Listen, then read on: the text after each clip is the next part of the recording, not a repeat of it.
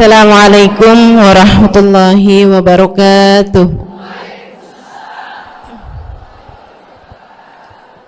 Alhamdulillah. Wassalatu wassalamu ala Rasulillah Muhammad ibn Abdillah wa ala alihi wa sahbihi wa man walah. Subhanaka la ilma lana illa ma 'allamtana innaka antal alimul hakim. Rabbi shrah li sadri wa yassir li amri wahlul 'uqdatan min lisani yafqahu qawli. Amma ba'du. Alhamdulillah, ibu-ibu sekalian saya muliakan, hadiah indah di mana Allah mengizinkan kepada kita untuk menghadapnya. Bukan main. Siapa kita ini sampai diizinkan Allah untuk bolak-balik menghadap kepada Allah Subhanahu wa taala dalam salat-salat kita? Saya pernah dengar dari para guru-guru kami, guru-guru saya, mereka mengatakan di saat orang salat, di saat kamu salat, di saat saya salat, bukan hanya karena saya mau sholat, kamu mau sholat, akan tetapi karena kamu dianggap mulia di mata Allah, sehingga Allah izinkan dirimu untuk menghadap padanya. Ketika saya sholat, bukan hanya karena saya mau sholat, akan tetapi karena saya punya nilai di mata Allah, sehingga Allah izinkan kepada saya untuk menghadap padanya. Sebaliknya, ketika kamu tidak mau sholat, bukan hanya karena kamu tidak mau sholat, akan tetapi karena kamu sudah jatuh dalam pandangan Allah, terhina dalam pandangan Allah, sehingga Allah tidak lagi mengizinkan kepadamu untuk menghadap kepadanya. Ketika seseorang tidak sholat, bukan hanya karena dia tidak mau sholat, akan tetapi karena ia sudah tidak lagi bernilai di mata Allah, sehingga Allah tidak izinkan dia untuk menghadap padanya. Teman-teman, saudariku sekalian yang saya muliakan, kalau bicara tentang sholat nih teman-teman, ada 4 tingkatan, ada 4 kelas. Untuk kamu melihat sholatmu sudah ada di kelas yang mana? Kalau saya boleh bilang kelas teratasnya nih kelas bisnis, oke lah ya. Kelas bawahnya lagi kelas atasnya kelas eksklusif ya, kelas eksekutif. Terus bawahnya lagi kelas bisnis, bawahnya lagi kelas, tapi ada 4 kelas, bawahnya lagi kelas gerbong. Nggak naik dalam kereta nih ya. Kelas yang paling bawah kita bahas nih, kelas gerbong nih. Kayaknya naik di atasnya nih ya, gerbongnya. Teman-teman sekalian, orang yang di saat mengerjakan sholat, dia kerjakan juga, tapi merasanya sebagai beban. Ya ampun, udah maghrib aja, baru juga asar. Ya ampun, males banget dah. Ini nggak ada rusuh nih, kita kan lagi jalan-jalan nih, kita kan lagi belanja nih di Tanah Abang. Itu jamaah aja gimana sholatnya? Nah ini orang-orang yang menganggap sholatnya sebagai beban, malas kalau disuruh sholat, terutamanya subuh, terutamanya sholat subuh. Ini Allah ceritakan orang-orang yang seperti ini adalah kelompoknya orang munafik, naudzubillah. Alladzina idza qamu ila sholati qamu kusala. Orang-orang yang kalau disuruh sholat bangun juga sih, tapi malas banget. Setan nih nemenin dia, kayak naroin batu di atas kepalanya, bikin dia berat mau ngerjain sholat. Kalau lagi tidur, ngipas-ngipasin matanya, bobo aja lagi.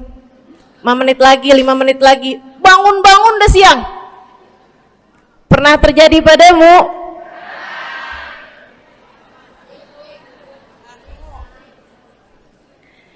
Jemur kunut.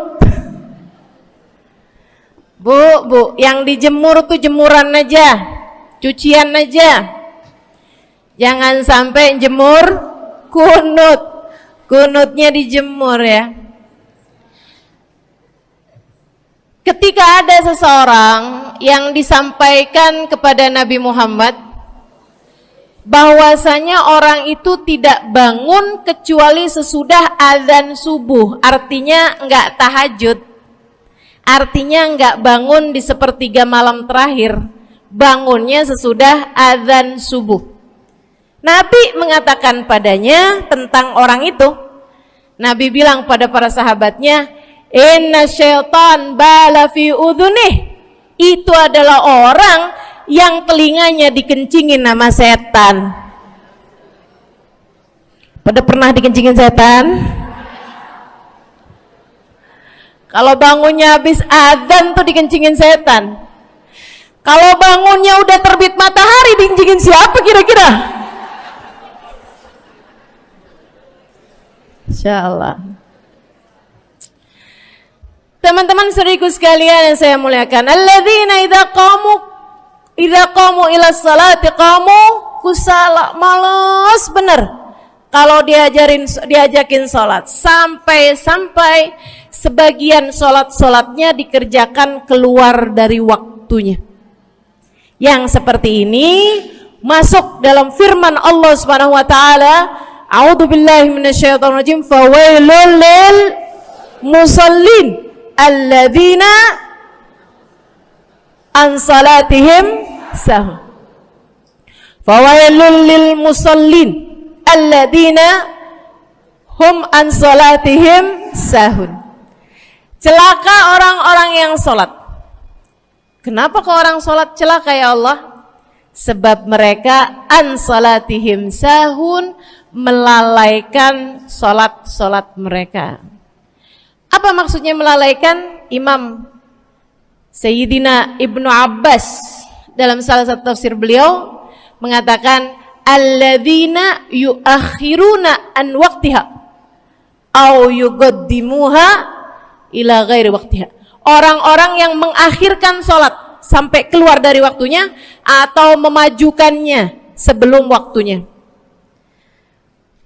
Mau pergi ke Tanah Abang nih, jam 11, ntar kita ribet nih urusan sholat duhur, dah sholatin sekarang aja. Ini orang-orang yang fawailul lil musallin. Bu, sesibuk apapun dirimu, jangan pernah ninggal sholat. Bu, lagi ngerjain perkara penting apapun kamu, jangan pernah mengakhirkan sholat. Jangan pernah mengeluarkan sholat dari waktunya. Kenapa gitu? Karena bu, sholat itu urusanmu sama Allah. Gak ada yang lebih penting daripada itu. Gak ada yang lebih penting daripada itu. Siapa yang mementingkan Allah, dia bakal dipentingin sama Allah.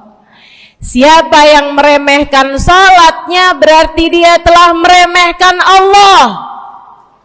Siapa yang meremehkan Allah, dia akan diremehkan oleh Allah. Na'udzubillah min dzalik. Buat adik-adik jomblo, jangan pernah mau kawin sama orang yang gak sholat. Biarpun kamu udah nunggu cukup lama, kalau ada yang lamar kamu dan dia gak sholat, jangan mau bu. Dek, ibu-ibu juga, kalau ada yang janda di sini,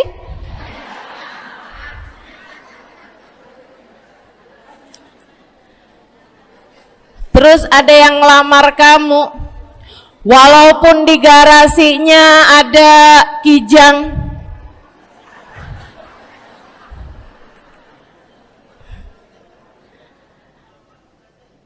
ada bebek, motor maksudnya ya, datang melamar kamu, jangan terima. Orang yang gak sholat, kamu jangan mau jadi istrinya. Kenapa? Saya kasih tahu ya, Allah aja dia tinggalin, apalagi kamu.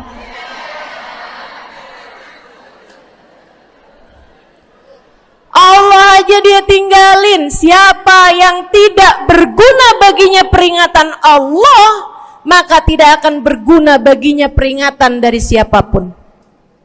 Tapi dia mencintai saya, Ustazah. Dia mencintai saya cinta mati katanya. Sekarang tungguin setahun 2 tahun, cintanya hilang, tinggal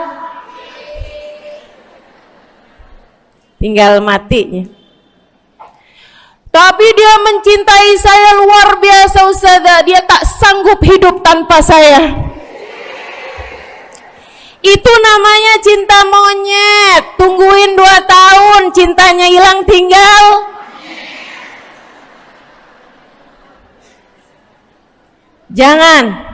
Jangan temenan sama orang gak sholat. Dia telah jatuh di mata Allah.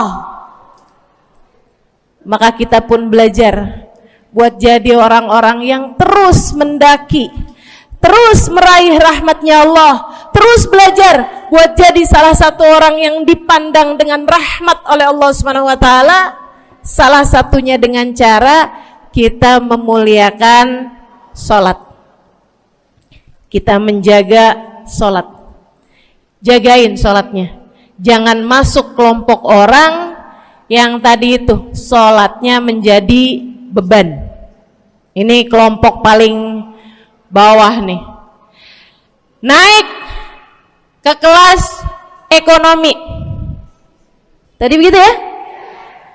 Kelas ekonomi, orang-orang yang sholatnya menjadi sebuah kewajiban. Dia kerjain, dia tahu itu wajib, dia nggak akan tinggalin. Tapi sama halnya dengan kewajiban-kewajiban yang lain. Kita nih kalau mikirnya kewajiban, Bu, kalau nggak diwajibin lagi seneng, betul nggak? Masih ada kayak beratnya gitu ngerjain sholat. Orang yang sholatnya dianggap sebagai kewajiban, kayak anak-anak sekolah tuh, wajib pakai seragam, wajib ngerjain PR. Kalau 1 hari, besok enggak wajib pakai seragam. Ada nggak ya pakai seragam? Nggak ada. Nggak ada yang besoknya dipakai seragam. Terus tanyain, kenapa kamu tetap pakai seragam? Abisnya saya suka sama seragamnya. Nggak ada. Karena mereka menganggap pakai seragamnya adalah kewajiban. Sekolahnya sebagai kewajiban. Jadi giliran besok libur anak-anak, hore gitu. Ada orang-orang yang sholatnya dianggap sebagai kewajiban. Nggak ada yang nambah kalau kewajiban tuh. Sholat sunnah boro-boro, sholat wajib aja kalau bisa dibikin sesingkat mungkin akan dilaksanakan dengan cara yang sesingkat-singkatnya.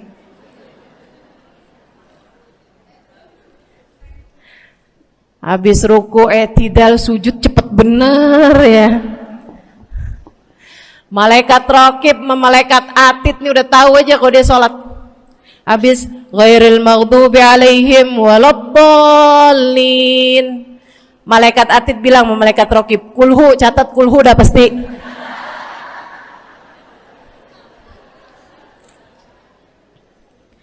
Kulhu aja nggak kelar-kelar. Teman-teman saudariku sekalian yang saya muliakan, sholatnya dianggap sebagai sebuah kewajiban, nggak nambah dengan sunnah, namanya wajib. Kita naik lagi insyaallah, sholatnya kita naikkan dari yang kewajiban kita naik menjadi kelas bisnis, sholatnya sebagai sebuah kebutuhan. Mudah-mudahan nih ibu-ibu, teman-teman semuanya yang sedang menyimak kajian pada hari ini, saya doakan, karena saya berharap saya pun juga didoakan agar menjadi salah satu orang yang sudah berada dalam tingkatan ini. Sholat kita tahu adalah kebutuhan kita.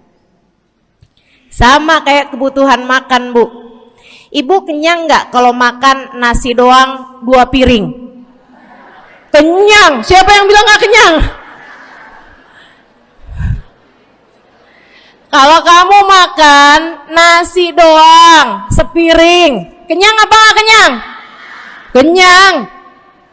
Akan tetapi pasti ibu-ibu mau nambah dah. Nambah apaan? Lauk. Nambah lauknya. Ada ikan asin, ada sayur asem. Langsung pada lapar nih. Ada sambal. Masya Allah, ada tempe goreng.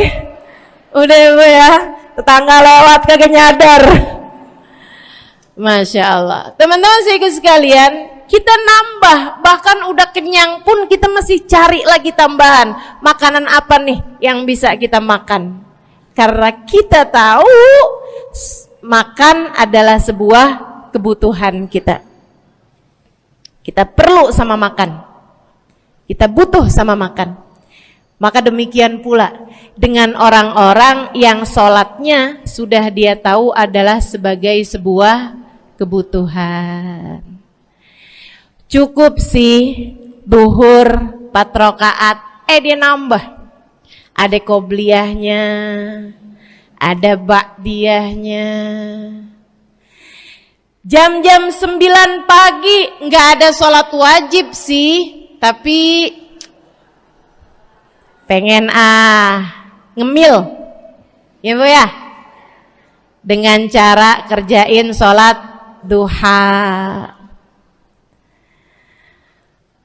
Malam-malam abisnya isya, ampun mau tidur, ingat katanya Nabi, pesannya kepada Sayyidina Abu Hurairah, wasani habibi, kata Abu Hurairah, an utir qabla an anam. Kekasih saya Nabi besar Muhammad, kata Abu Hurairah, kasih pesan pada saya untuk jangan tidur sebelum sholat witir.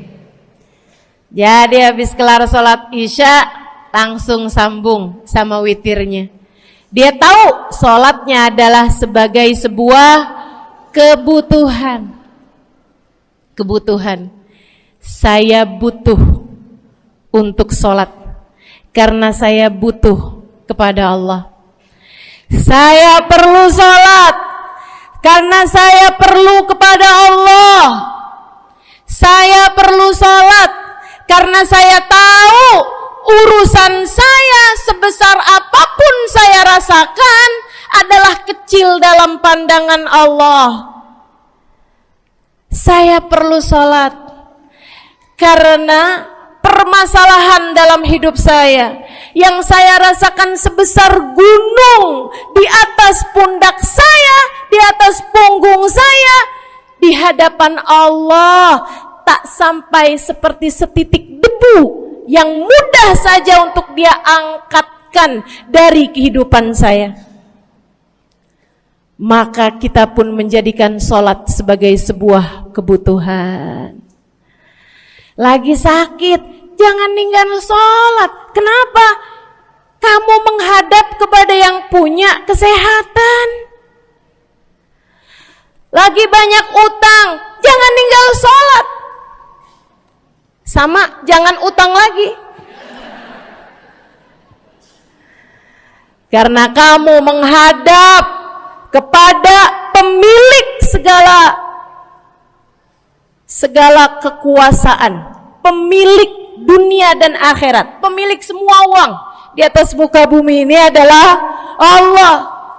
Makanya Habib Ali Habsyi, penulis kitab Maulid Simtud Durar, yang tadi ibu-ibu baca maulidnya, beliau pernah bilang, ada dalam salah satu diwan beliau. Diwan tuh syair-syair beliau itu ya. Ali idza qad marid syafahu fi'lus shalah la'alla syirrus sifa fi wad'i tilkal jibah. Kata beliau, Ali nih kalau lagi sakit, nih Habib Ali ya, beliau tuh padahal punya amal ibadah sangat banyak, tapi Habib Ali bilang, Ali idza qad marid syafahu fi'lus shalah. Ali nih kalau lagi sakit, sembuhnya sama sholat. Sembuhnya sama sholat. La'alla sirrus sifa. Rasa-rasanya memang Allah letakkan rahasia kesembuhan ada pada fi wad'i tilkal jibah, terletakkannya jabhah kita, dahi kita di tempat sujud. Di sana semua permasalahan-permasalahan dalam hidupmu menjadi ringan. Saat kamu meletakkan dahimu di tempat sujud, kamu berbisik lirih kepada Allah, akan tetapi suaramu didengar sama yang punya arsy.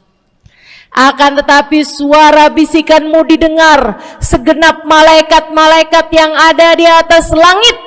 Kemudian mereka mendoakanmu sehingga Allah mengatakan wasjud waqtarib, sujudlah kamu. Posisi sujudmu itu waqtarib akan membuatmu menjadi dekat dengan Allah Subhanahu wa taala.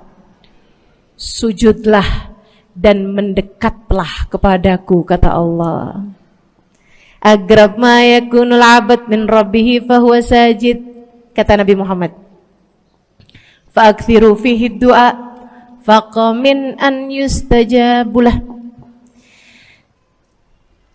Tempat terdekat seorang hamba dengan Tuhannya adalah saat dia sedang sujud. Maka perbanyaklah doa dalam sujudmu, kata Nabi Muhammad. Doamu sangat mungkin diijabah oleh Allah. Apalagi kalau doanya kamu haturkan di sepertiga malam yang terakhir. Saat-saat di mana kebanyakan manusia di sekelilingmu yang lalai berada dalam tidurnya, berada dalam alam mimpinya. Para ulama tuh sampai bilang, Bu, dari kehususannya sepertiga malam yang terakhir, orang yang ngerjain maksiat aja sepertiga malam yang terakhir tuh tidur. Ibu nggak pernah tahu orang-orang pulang diskotik jam berapa? Nggak tahu ya, sama. Tapi Bu, yang pasti mereka tuh sepertiga malam yang terakhir malah pada pulang, malah pada tidur gitu. Orang maksiat aja itu sama Allah dibuat tidur tuh di jam-jam yang biasanya turun rahmatnya Allah. Allah mau milih nih mana nih hamba-hambaku, pilihan-pilihanku akan aku bangunkan untuk menghadapku. Kemudian Allah Subhanahu wa taala bertanya, hal min mustaghfirin, hal min taib, hal min talibi hajatin faunilahul matalib. Siapa nih di antara kalian yang lagi mohon doa, minta pertolongan, mohon ampunan, akan aku beri, kata Allah Subhanahu wa taala, sebab kalian meminta pada waktu yang paling aku suka. Kalau punya hajat minta. Kapan mintanya? Dalam sujud. Kapan sujudnya? Dalam sholatmu di sepertiga malam yang terakhir. Bu, ngelihat muka-mukanya pada punya hajat banyak-banyak nih. Gimana tahajudnya? Mudah-mudahan Allah jadikan kita salah satu di antara mereka yang menyibukkan diri di sepertiga malam yang terakhir, insyaallah. Sampai-sampai Bu ya, saya tinggal lama di kota Hadramut dulu. Orang-orang di Hadramut, orang awamnya, itu kalau mereka punya anak kecil umur 1 tahun, 2 tahun, 3 tahun tuh, punya anak bayi, balita gitu. Kalau mereka bangun di sepertiga malam yang terakhir, mereka akan membangunkan anak-anaknya walaupun buat main. Alasannya 2. Yang pertama, agar mereka terbiasa bangun di jam-jam segitu. Nantinya kalau besarnya mereka jadi udah kebiasaan bangun di jam segitu, gampang ngerjain tahajud. Alasan yang kedua, ibu-ibu sekalian, agar anugerah, karunia, rahmat, pemberian Allah yang Allah turunkan di sepertiga malam yang terakhir, anak-anak mereka pun berhak untuk mendapatkannya karena mereka tidak sedang dalam keadaan tidur dan dalam keadaan berjaga. Kan kebalik sama orang kita. Anak-anak kita, cucu-cucu kita kalau bangun jam segitu kita tidurin lagi, masih malam nak, masih malam. Mama masih ngantuk nak. Masya Allah. Ibu, saya punya ibunya guru saya. Saya punya guru salah satunya dan yang tercinta di hati saya, Sayyidil Habib Umar bin Hafid. Guru saya. Beliau punya ibu namanya Hubabah Zahra. Almarhumah, baru meninggal masa-masa deket pandemi. Ya Bu ya, baru aja beberapa tahun silam meninggalnya. Itu ibu-ibu sekalian punya anak kalau nggak salah 12. Kalau nggak salah 12 anak beliau. Laki-laki 5. Kalau saya nggak salah ya, mohon maaf kalau saya salah. Kemudian yang perempuan 7. Semuanya soleh-solehah. Semuanya Bu jadi orang-orang yang luar biasa, yang terutamanya anak yang pertama yaitu Habib Ali Masyhur jadi mufti pada zamannya di kota Tarim. Sampai wafatnya beliau masih sebagai mufti. Mufti itu Bu, permasalahannya umat semuanya ada di meja beliau untuk beliau selesaikan. Anak yang laki-laki yang paling kecil, Al Habib Umar bin Hafid, menjadi kita tahu semuanya ya, orang soleh, ulama, waliullah. Ibu-ibu sekalian, kita mau tahu nih, anak-anak soleh-solehah semacam itu ibunya kayak gimana gitu. Karena Bu, mohon maaf, walaupun memang Nabi Nuh, nabinya udah soleh, anaknya nggak soleh, kan begitu ya? Ada juga sih, tapi secara mayoritasnya Bu, buah jatuhnya tak jauh dari emaknya begitu, anaknya kurang lebih begitu. Anaknya begitu, emaknya biar kita nggak lihat, kita udah bisa ngebayangin kayak apa orangnya. Ibu-ibu sekalian, nih anak-anaknya Hubabah Zahra, Masya Allah semuanya. Kita mau tahu ibunya kayak gimana. Satu cerita aja tentang Hubabah Zahra. Ibu-ibu sekalian, anaknya cerita, Hubabah Zahra, Umi, anak perempuannya, dia bilang seumur hidupnya nggak pernah ninggal tahajud. Bu,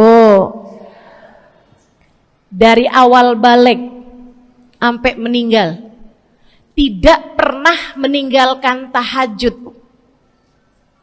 Jauh banget ya? Sama siapa? Tahajud semalam, seminggu libur. Kelakuan siapa itu? Hubabah Zahra gak pernah ninggal tahajud kecuali satu malam. Satu malam itu beliau tuh lagi ada hajat besar, maksudnya lagi kayak ada acara pernikahan, kemudian beliau juga kelelahan, kecapean, baru tidurnya juga jam-jam 2, jam-jam mau jelang pagi Bu ya. Kelewatan tahajud. Bangun pas azan subuh. Ibu, beliau bangun dengan gemeteran. Beliau bangun dengan menggigil padahal nggak musim dingin. Beliau bangun, azan, innalillahi wa inna ilaihi rajiun. Azan, astagfirullah, ya Allah, astagfirullah, azan, ya Allah, ampuni Zahra ya Allah, ampuni Zahra ya Allah. Anaknya cerita, hari itu aku tidak pernah melihat ibuku berlelehan air mata sepanjang hari lebih daripada hari tersebut. Hari itu kami melihat ada seorang perempuan berlelehan air mata beristighfar memohon ampun kepada Allah karena satu malam dalam hidupnya beliau meninggalkan tahajudnya, teman-teman. Masya Allah, Masya Allah. Tiap kali makan ingat gitu, ya ampun tadi malam gak tahajud, samihni ya Rab, samihni ya Rab, sampai gak enak makan. Masya Allah, Masya Allah. Mudah-mudahan Allah jadikan keagungan sholat ada dalam hati kita. Sholat kita jadi kebutuhan, insya naik tingkat eksekutif, teman-teman. Tadi saya ulangin lagi dah, karena ibu-ibu kan suka rada lupaan.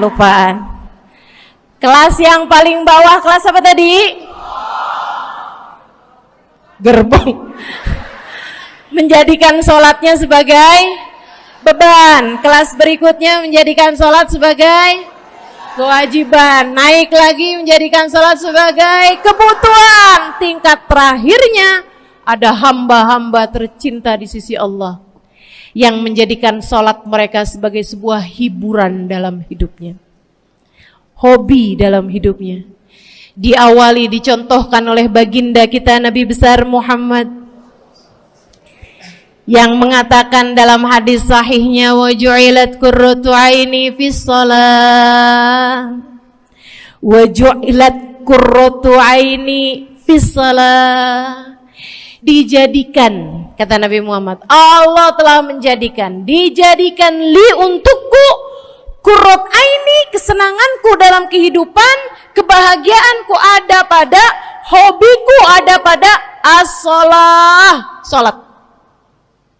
Nabi itu orang yang kesenangan beliau, hobi beliau adalah salat. Kana idza faza'ahu amrun aladha ila shalah.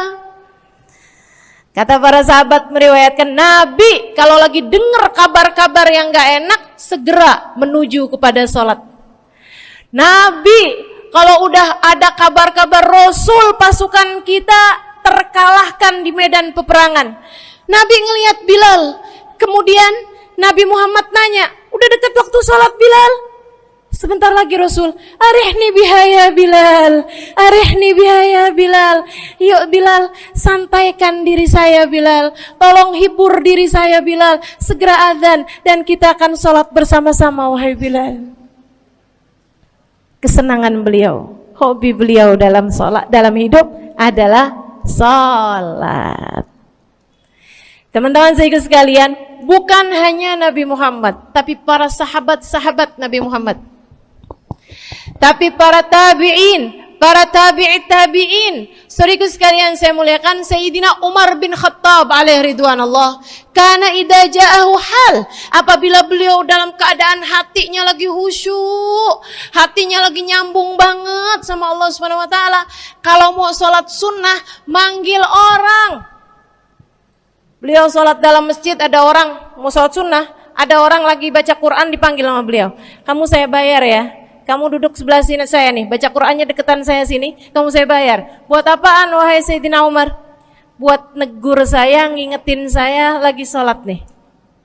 Oh gak usah dibayar Tuan. Yaudah kalau gitu kamu duduknya sebelah sini ya. Tugas saya apa Tuan? Kalau kamu lihat saya sholat berdirinya kelamaan, ingetin saya buat ruku. Kalau kamu lihat ruku saya kelamaan gak bangun-bangun, ingetin saya buat bangun. Kalau kamu lihat sujud saya kelamaan, ingetin saya buat duduk. Karena saya sekarang ini kalau lagi berdiri baca Al-Quran lupa buat ruku. Dari nikmatnya bacaan Quran beliau. Baik Tuan, sholat, baca Fatihah, habis itu baca Quran, surat Al-Quran, dapat selesai satu, kok masih enak, baca lagi, masih enak lagi, baca lagi, yang sebelah beneran nih gak ruku-ruku. Beliau berdiri kemudian bilang, Tuan ruku, gak kedengeran. Beliau berdiri deketin telinganya, Tuan ruku, belum kedengeran juga, ruku, Allahu Akbar. Sayyidina Umar bin Khattab. Tabi'in, Sayyidina Ali Zainal Abidin. Pernah lagi sholat, rumahnya kebakaran, teman-teman. Sholat sunnah di waktu malam, rumahnya kebakaran. Orang-orang pada teriak-teriak, Tuhan, harik, nar, ya ibn binti Rasulillah, wahai anak dari cucunya Nabi Muhammad. Tuhan, ada api di sekitarmu. Tuhan, kebakaran. Tuhan, kebakaran. Allahu Akbar. Sami Allahu liman hamidah. Enggak lihat apa-apa. Habis selesai sholat baru lihat, kebakaran nih rupanya. Orang-orang pada bilang, kami sudah mengingatkanmu Tuhan. Apa jawab beliau? Al-hadni an-narul kubro. Di depan saya ada api yang jauh lebih besar, api neraka. Saya nggak lihat api sekecil ini. Masya Allah. Saudaraku sekalian yang saya muliakan, para ulama Allah Subhanahu Wa Taala. Terakhir saya mau ceritakan Sayyidil Habib Abu Bakar As-Sakran, penulis Wirid Sakran. Kalau teman-teman pernah tahu, beliau, saudaraku sekalian saya muliakan, dapat julukan As-Sakran, orang yang mabuk. Karena mabuk kepada Allah Subhanahu Wa Taala. Beliau pernah satu waktu kena penyakit di punggungnya. Beliau kemudian tanya sama dokter, kata dokter, wah ini nih penyakit mesti diangkat, mesti dioperasi. Ya udahlah, operasiin saya. Disuguhin 1 gelas khamr di waktu yang telah ditetapkan untuk jadi waktu operasi. Apa ini? Khamr, minuman keras. Zaman itu belum ada obat bius. Dia bilang, ini buat apa? Khamr ini Tuhan, minuman keras, ya, agar engkau nggak sadar. Jadi enak gitu kita ngoperasinya. Dia bilang, saya mau dengan kesehatan saya kepengen ngerjain taat kepada Allah. Saya nggak mau. Saya dapetin kesehatan saya dengan cara mengerjakan yang diharamkan Allah, yaitu minuman keras. Saya nggak perlu ini. Waduh, kalau gitu nggak bisa dioperasi Tuhan. Kenapa soalnya? Ya nanti kan kesakitan, nanti susah operasinya gitu. Oh gampang. Kalau kalian pengen bikin saya nggak sadar, nggak perlu minuman keras. Terus gimana? Operasikan kalau saya sedang sholat. Maka mulailah, dokter-dokter udah pada siap. Beliau lagi sholat sunnah ya Bu ya. Allahu Akbar gitu. Mulai dokter buka baju belakangnya. Mulai Bu digunting kulitnya, digergaji tulangnya. Beliau Bu mukanya meringis saja enggak. Beliau ruku, dokternya ikutan nungging. Beliau sujud, dokternya ikutan menunduk juga. Beliau sholat nikmat banget. Sampai beliau selesai dari sholat, beliau nanya sama dokter-dokternya, kenapa nggak nurut tadi tuh waktu saya sholat mestinya operasi? Kata dokter, udah selesai Bib dari tadi. Masya Allah. Radiyallahu ta'ala anhum wardahum. Ini bukan kelas-kelas kita. Saya cuma ceritain aja sama ibu-ibu. Bukan berarti ibu-ibu nanti pas waktu sakit bilang sama dokter-dokter nggak usah dibius. Beda hati Bu, beda hati. Ibu ya, beda iman, beda semuanya kita sama mereka. Yang pasti, makanya saya kan yang ini nggak doa nih. Pas yang kebutuhan tuh baru saya doa. Kenapa? Karena kayaknya tingkatan kita dah Bu ya. Mentok dah di sampai kebutuhan itu dah. Insya Allah, mudah-mudahan Allah jadikan kita orang yang menjaga salat insya Allah. Rabbi jalni muqimas salah wa min dzurriyyati amin. Rabbi jalni muqimas salah wa min dzurriyyati amin. Rabbi jalna muqimis salah wa min dzurriyyatina rabbana wa taqabbal du'a ala hadhihi niyyah bi kunniyah salihah ila hadratin nabi al-fatihah. Syaitanir rajim. Bismillahirrahmanirrahim. Alhamdulillahirabbil alamin. Ar-Rahmanir-Rahim, Maliki Yaumiddin, Iyyaka na'budu wa iyyaka nasta'in. Ihdinas siratal mustaqim, siratal ladzina an'amta 'alaihim, ghairil maghdubi 'alaihim waladdallin. Amin. Taqabbalallahu minna wa minkum, taqabbal ya karim. Sama-sama kita hormati, kita sayangi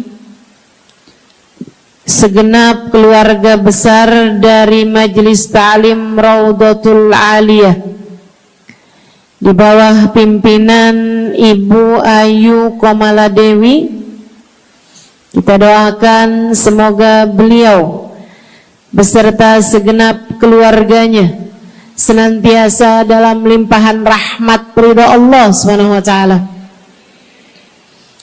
Juga kita doakan Ustazah Nabilah Al-Haddad sebagai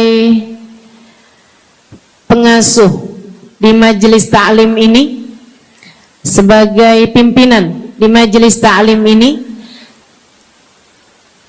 Bu Ayu dan Ustazah Nabilah sekeluarga semuanya insyaallah senantiasa dalam pandangan kasih sayang Allah SWT.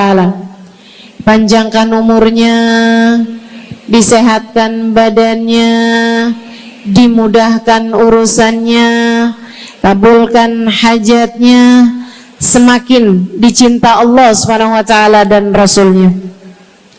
Para ustadzah, para hubabah, para syarifah, para pimpinan pondok pesantren, para pimpinan majelis ta'lim, yang mudah-mudahan semuanya dalam limpahan rahmat ridha Allah SWT, serta tentu saja semua yang hadir di majelis ini, baik ibu-ibu, kakak-kakak, adik-adik, anak-anak, yang mudah-mudahan semuanya dirahmati Allah, disayang Allah, dibahagiakan Allah, diistiqomahkan jalannya menuju ridha Allah Subhanahu wa taala, insyaallah diistiqomahkan jalannya menuju surga Allah Subhanahu wa taala. Amin ya rabbal alamin. Qul amantu billah thumma istaqim, kata Nabi Muhammad sallallahu alaihi wasallam kepada seorang pemuda yang meminta nasihat, ya Rasulullah ausini, wahai Rasul tolong nasihati aku. Kita kalau ketemu orang mulia jangan minta duit, Bu. Kita kalau datang ketemu sama orang-orang yang kita tahu doanya mustajab, sangat soleh, hidupnya baik, apalagi jika dia adalah kekasih-kekasih Allah Subhanahu wa taala. Kamu kalau berjumpa dengan ulama, jangan minta sesuatu yang duniawi. Tirulah para sahabat ketika berjumpa dengan Nabi Muhammad. Biasanya mereka meminta satu dari dua hal. Yang pertama, mereka minta doa. Ida'ili ya Rasulullah, doakan aku wahai Rasul. Ibu juga gitu. Kalau ketemu sama ulama, ketemu orang soleh, ketemu kiai, ketemu habib yang kita tahu doanya mustajab, bertemu hubabah, mintalah doa. Tapi jangan hanya sekedar urusan doa duniawi, Bu. Doa duniawi itu yang gimana Ustazah? Doa yang kalau diijabah nggak akan manfaat begitu kamu masuk dalam alam kubur. Itu namanya doa duniawi. Ustazah, doakan saya biar saya cepat kebeli rumah. Bu, kalau mati rumahnya dibawa gak? Ustazah, doakan saya kepengen beli HP baru. Dibawa gak HP-nya? Enggak. Itu namanya doa duniawi. Ustazah, Doakan biar suami saya tambah cinta.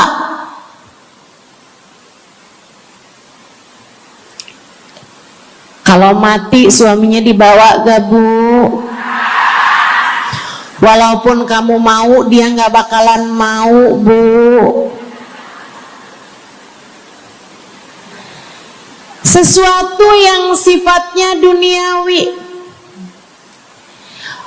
Ustazah, doakan biar anak saya soleh. Duniawi apa bukan? Bukan. Sebab kesolehan anak akan jadi tambahan bekal bagimu ketika kamu masuk dalam alam kubur. Jadi nggak boleh nih ustazah doa urusan duniawi atau minta didoakan urusan-urusan duniawi. Boleh, tapi jangan cuma itu. Nanti takutnya kamu nyesel.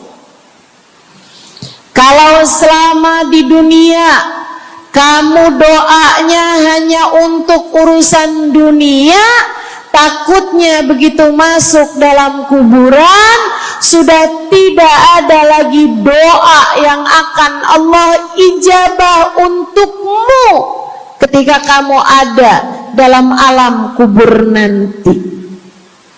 Sayang-sayang. Jadi kalau doa, prioritaskan urusan akhirat. Insya saya berasa banget jadi orang yang sering dimintain doa sekaligus juga sering minta doa. Saya kalau ketemu orang saleh, ketemu habaib, ketemu hubabah, saya akan minta doa, nggak pernah minta duit saya. Ida'ili ya hubabah, ida'ili ya habib. Serius sekalian, sebagai orang yang sering juga dimintain doa, ustazah doakan saya. Banyak tuh. Saya merasakan perbedaannya saat saya ada di Tarim sama ketika saya sudah pulang dan kembali ke negeri ini. Waktu saya di Tarim, orang kalau minta doa sama saya, usik berdoa, tolong ya doain saya. Saya suka tanya, doa apa? Selalu aja, hampir semuanya mengatakan hal yang sama. Ida'ili bihusnil khatimah. Doakan saya biar husnul khatimah. Begitu nyampe ke Indonesia, kalau ada orang bilang ustazah doain saya, biasanya lanjut tuh doanya, minta apa langsung dibilang, nggak pakai tanya. Ustazah doain saya biar utang cepat lunas. Ustazah doain saya biar cepat dapat jodoh. Ustazah doain saya biar jadi orang kaya. Ustazah doain saya biar suami nggak mendua. Ya Allah, ternyata kebanyakan orang kita kalau minta doa seringnya urusan duniawi. Bukan berarti nggak boleh, boleh aja sih. Cuman takutnya begitu kamu mati nyesel kalau semua doamu selama ini adalah sesuatu yang tidak ikut kamu bawa ketika kamu mati. Kalau kita lihat para sahabat ketika mereka berjumpa dengan Nabi Muhammad, selalu saja banyak di antara mereka yang minta doa. Nabi pernah tanya, doanya apa? Macem-macem jawaban para sahabat. Ada yang begini, Harithah menjawab, ida'ili an yarzuqani Allah asyhada fi sabilih. Rasul, doakan saya biar saya dikaruniai mati syahid di jalan Allah. Ada lagi yang lain doanya, ya Rasulullah, id'ili an yarzuqani Allah murafaqatan bika ya Rasulullah. Doakan biar saya nanti di masa sesudah kematian saya, di masa akhirat nanti, bisa mendampingimu wahai Rasulullah, bisa berjumpa denganmu wahai Rasul, bisa ada dalam rombonganmu wahai Rasulullah. Doa-doa yang sangat ukhrawi, doa-doa yang sangat akhirat, karena mereka sudah faham tujuan hidup sesungguhnya adalah mencari ridha Allah Subhanahu wa ta'ala.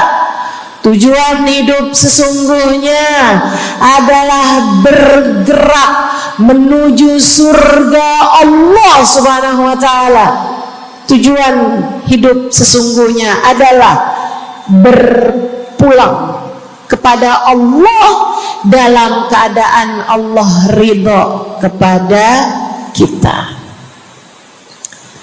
Sahabat tuh minta didoakan, sama yang kedua minta nasihat.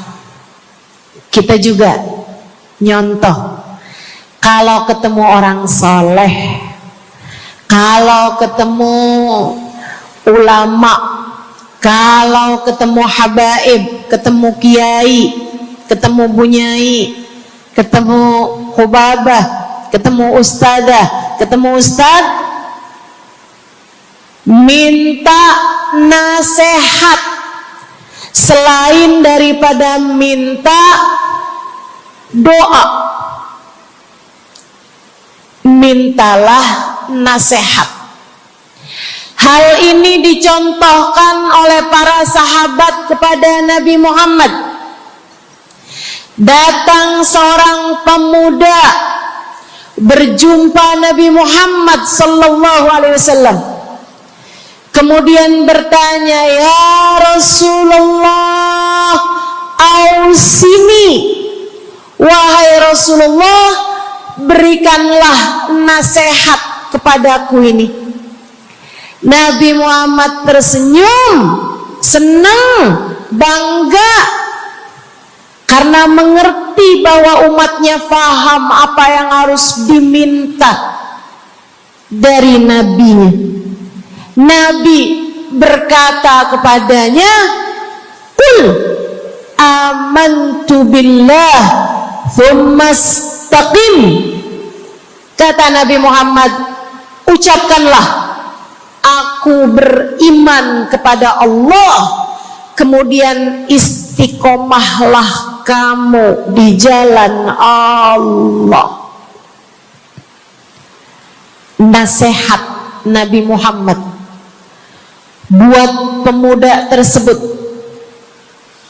nasihat Nabi Muhammad buat pemuda-pemuda umatnya sepanjang zaman, nasihat Nabi Muhammad buat umatnya baik yang muda maupun yang tua, baik laki-laki maupun perempuan, baik yang pintar maupun yang kurang pintar.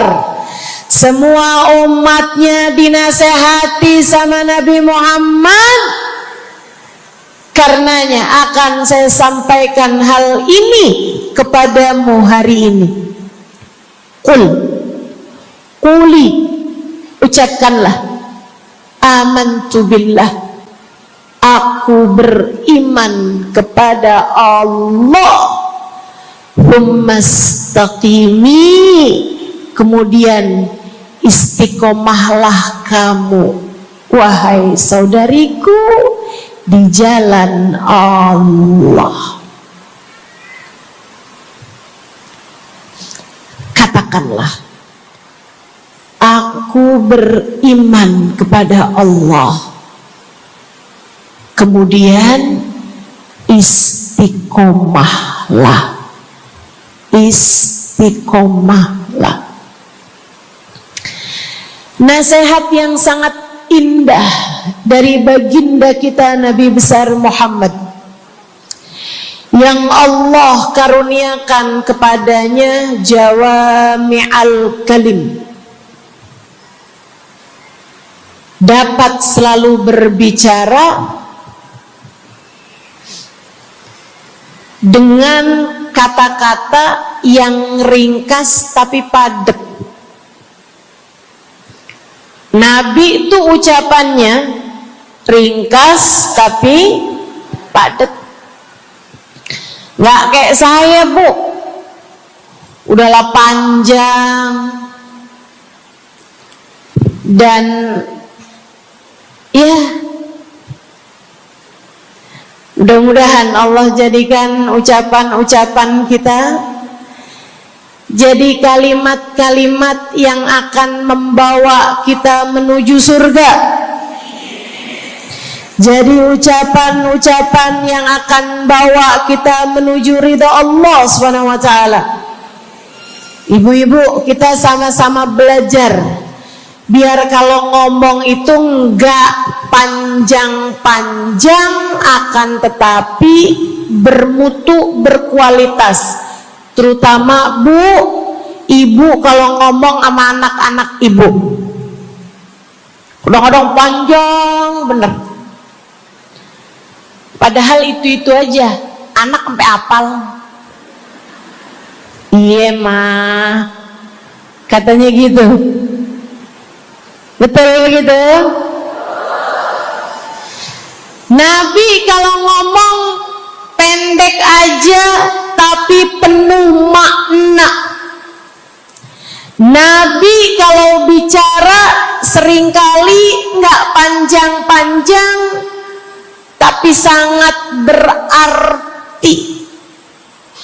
Satu hadis beliau saja bisa disyarahkan, diberi keterangan, hingga bahkan berkitab-kitab banyaknya.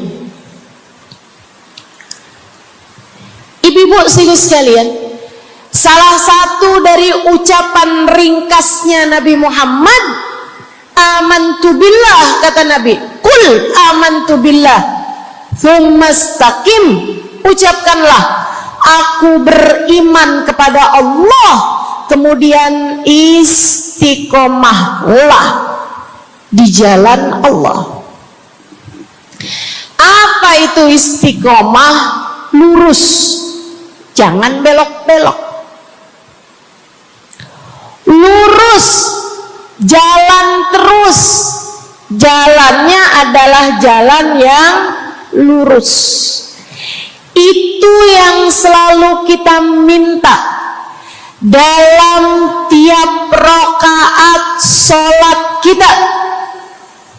Kita berdoa kepada Allah, ihdinas siratal,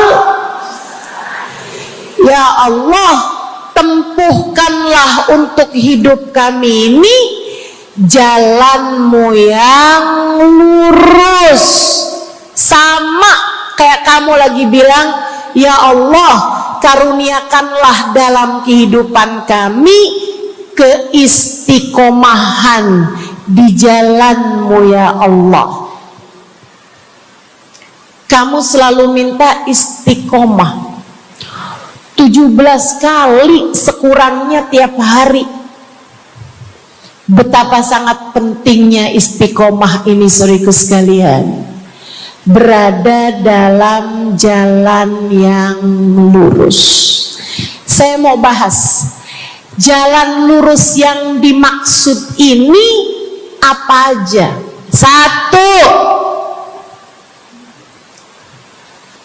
kamu harus lurus imannya.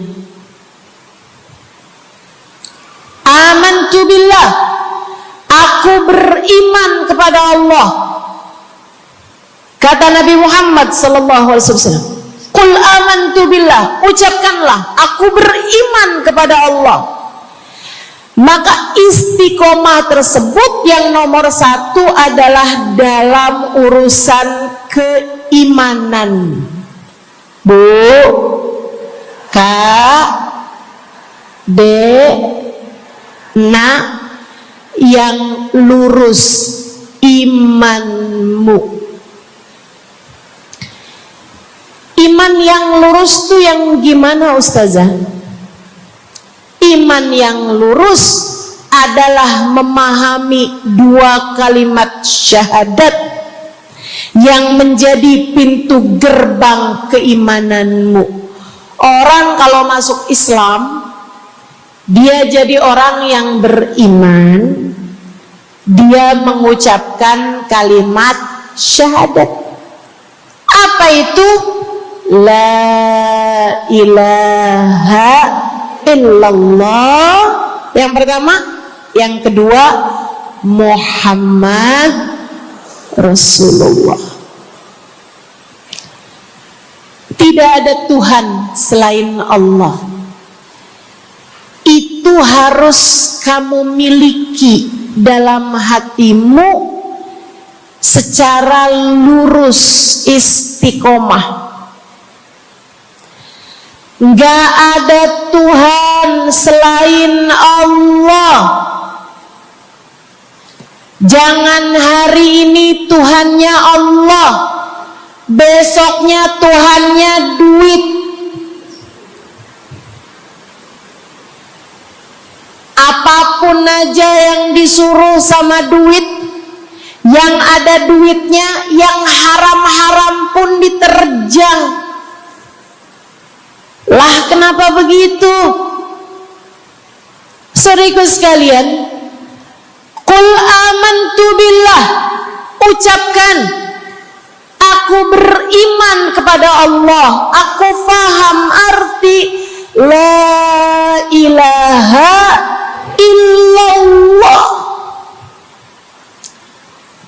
Tidak ada Tuhan selain Allah. Tidak ada yang mengatur kehidupan selain Allah. Tidak ada yang memberi rezeki selain Allah. Maka berimanlah kepada Allah. Kalau ada istri bilang sama suaminya, kalau kamu nanti pulang bawa duit, ahlan wa sahlan, selamat datang. Tapi kalau kamu pulang nanti nggak bawa duit, silakan tidur di luar.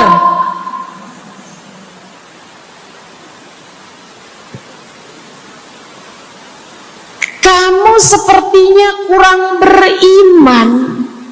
Kamu lupa bahwa pemberi rezeki bukan suamimu, melainkan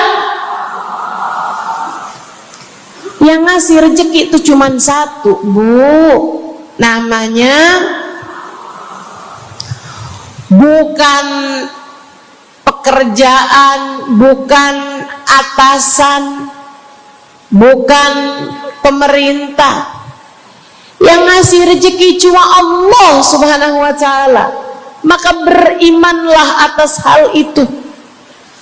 Jangan nyalahin si ini, nyalahin si itu. Imanmu benerin. Imanmu benerin. Banyak orang saya liatin itu suka pada repot urusan rezeki. Banyak banget. Di dunia ini nih banyak yang suka repot urusan rezeki. ngejar dunia abis-abisan, ngejar duit segala macam cara, sampai omongannya nggak jadi omongan orang beriman. Waktu dibilangin jangan nyari rejeki yang haram, cari rejeki yang halal. Jangan berani ngambil yang bukan hakmu. Dia bilang begini nih, ya ustazah nggak tahu zaman sekarang, jangankan nyari yang halal, nyari yang haram juga susah saja.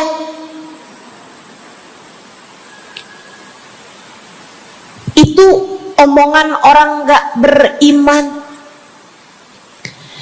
Kamu mesti ngerti dulu, kalau yang kamu minta adalah urusan rezeki, dengerin.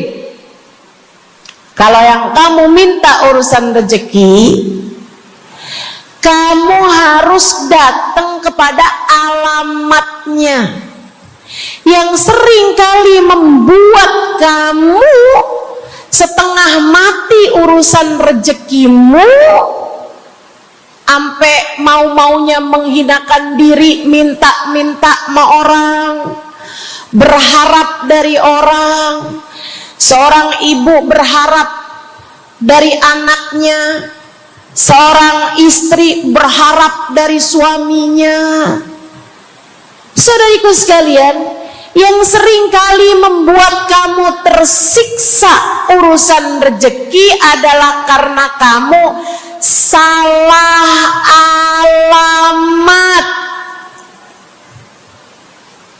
Kamu salah alamat. Kamu sedang tersesat jalan. Kamu sedang salah arah. Makanya jadinya kemana-mana kamu nggak nemu. Orang alamatnya aja salah. Ini kalau kamu mau ke Kubah Mas, tapi kamu perginya ke Taman Mini, nyampe apa nggak nyampe? Dapat apa enggak majelisnya? Nggak dapat. Kenapa? Salah alamat. Yang dicari Kubah Mas, kamu perginya ke Keong Mas. Nggak nyampe, nggak dapat. Saya kasih tahu padamu, alamat rezekimu ada pada Allah. Alamat rezekimu ada pada Allah. Alamat rezekimu ada pada Allah. Maka berimanlah kepadanya, fahamilah arti la ilaha illallah. Tidak ada Tuhan kecuali Allah. Gak ada yang ngasih rezeki selain kamu. Lagi sakit, kamu mau nyari obat, saya kasih tahu alamat obatmu. Alamat yang bisa menyembuhkanmu hanya satu, namanya urusan rezeki. Allah sudah bilang, War-Razzaq dzul quwwatil matin. Allah lah satu sang pemberi rezeki. Allah lah satu sang pemilik kekuatan sejati. Jadi kamu kalau mau nyari rezeki, datanglah ke alamatnya, datanglah kepada Allah. Kamu lagi mau nyari kesehatan, jangan salah alamat.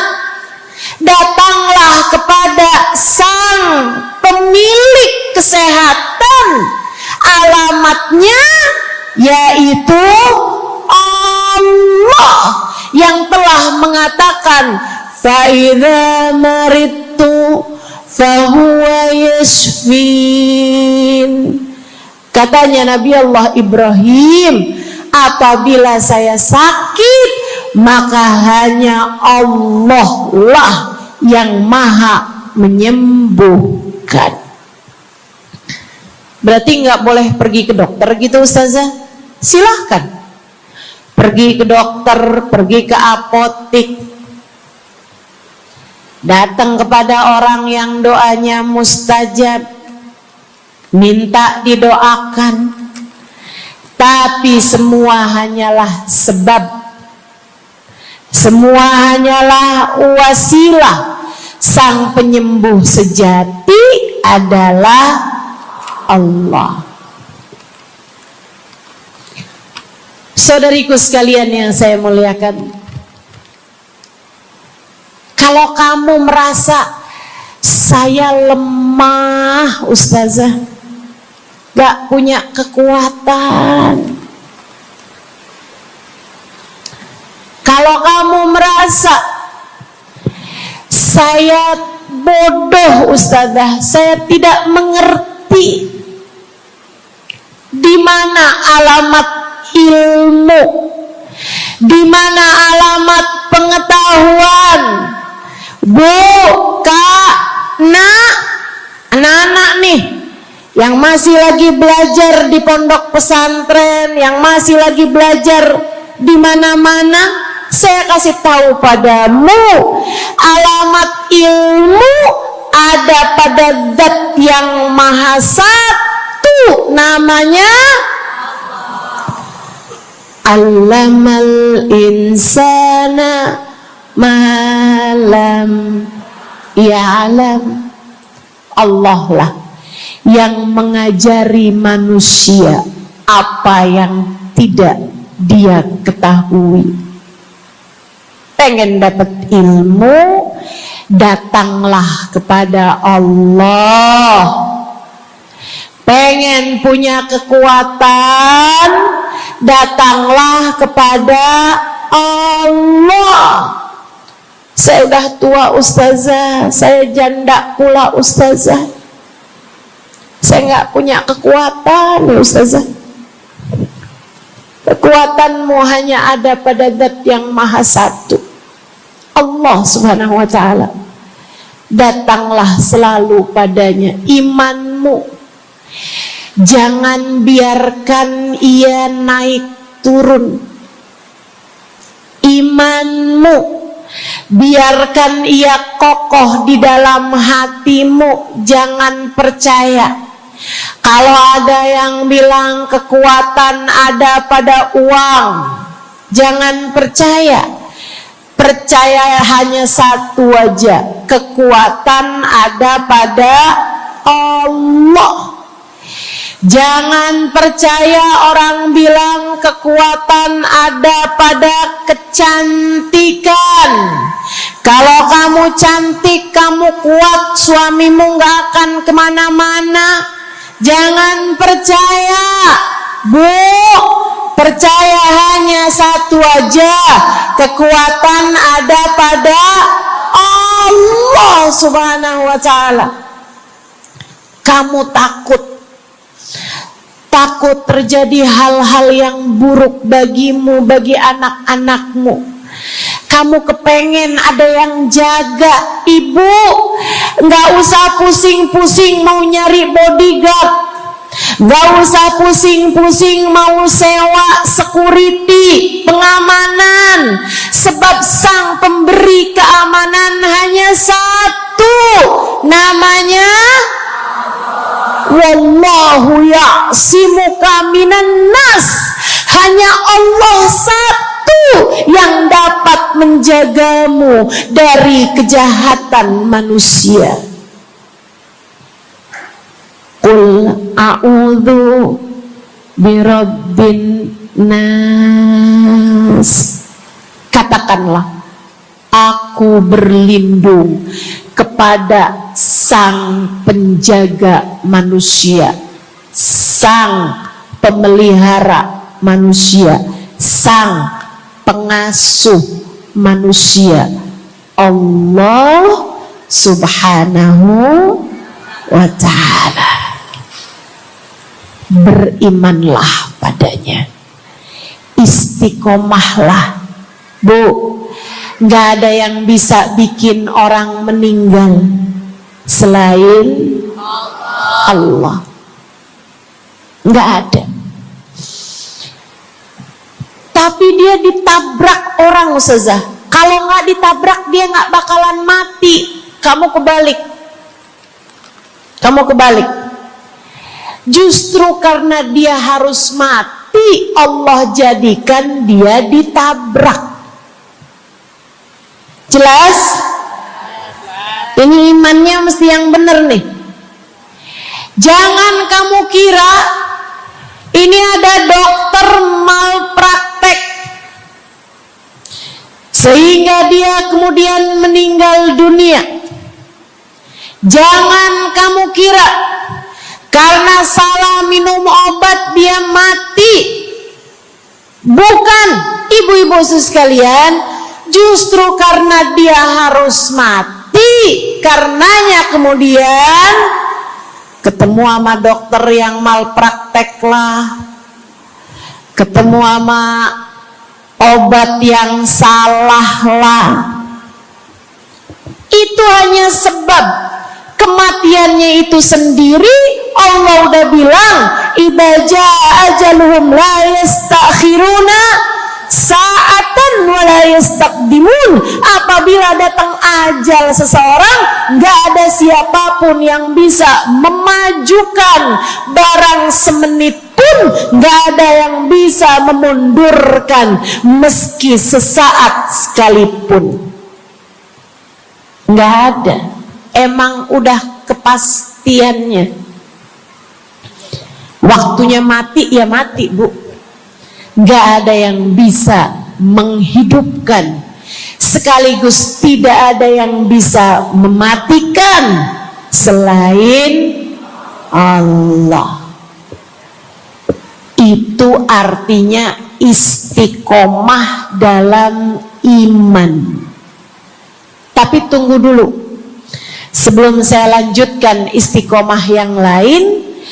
Selain beriman kepada Allah, kamu juga harus beriman kepada Nabi Muhammad. Kamu harus beriman kepada Nabi Muhammad. Beriman bahwa beliau adalah, a'udzubillahi minasyaitonirrajim, qul innama ana basyarum mithlukum yuha ilayya. Dua-duanya harus seimbang. Innama ana basyarum mithlukum, tapi juga yuha ilayya. Katakanlah wahai Nabi Muhammad, aku adalah seorang manusia seperti kalian. Saya punya badan, saya punya perasaan. Kalau nggak makan saya lapar. Kalau habis makan nggak minum saya haus. Kalau beberapa hari saya nggak tidur, saya ngantuk.